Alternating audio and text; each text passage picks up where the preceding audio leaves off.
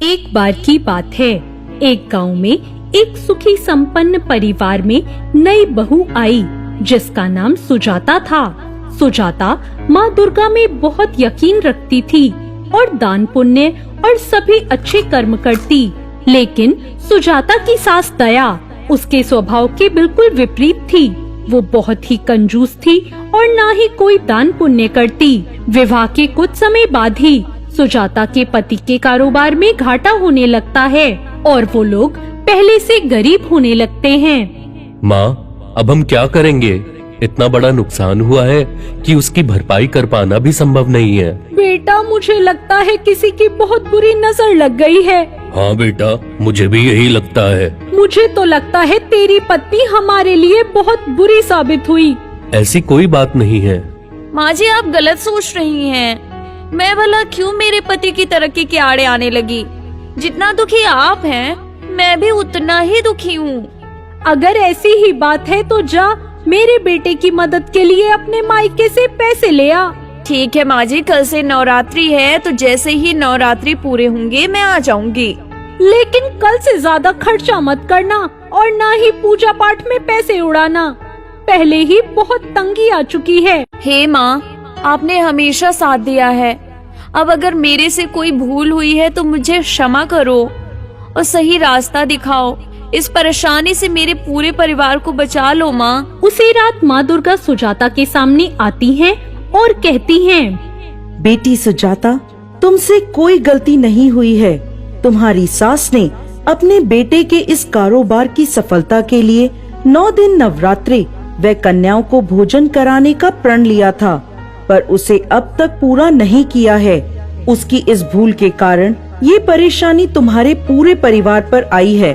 अब यदि वो और तुम मिलकर ये प्रण पूरा करो तो सब पहले जैसा सामान्य हो जाएगा।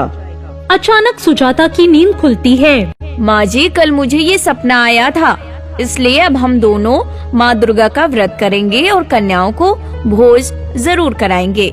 ये कोई सपना नहीं है, सब फालतू की बात है।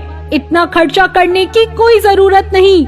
माँ, अगर सुजाता कह रही है तो मान लेते हैं ना एक बार उसकी बात। ठीक है बेटा, तुम बोल रहे हो तो मैं मान ही लेती हूँ।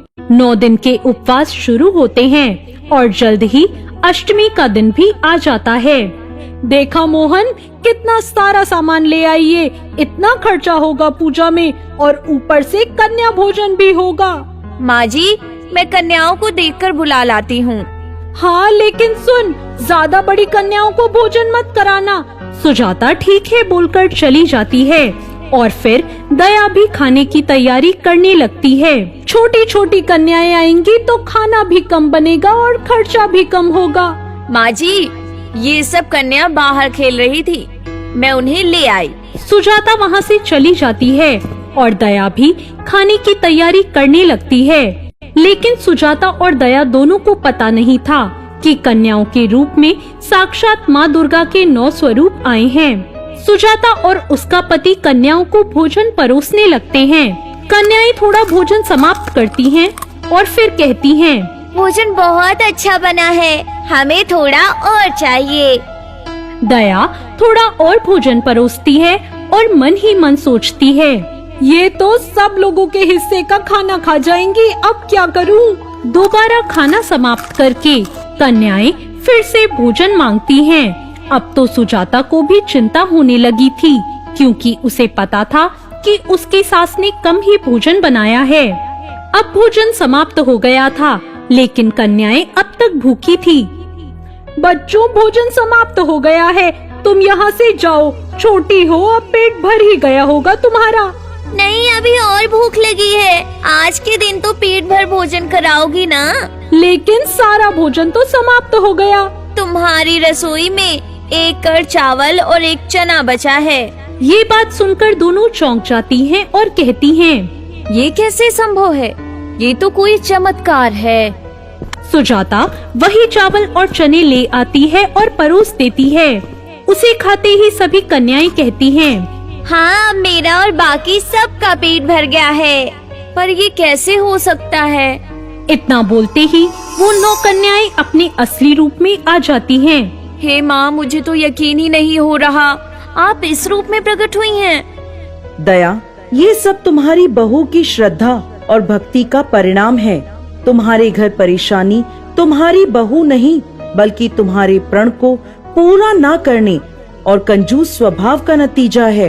ये देखकर पूरा परिवार उनके चरणों में गिर जाता है और कहता है, मुझे माफ कर दो माँ, मुझसे बहुत बड़ी भूल हो गई, अब ऐसा कभी नहीं करूँगी। हे माँ, अब कभी हमारा ये प्रण अधूरा नहीं रहेगा।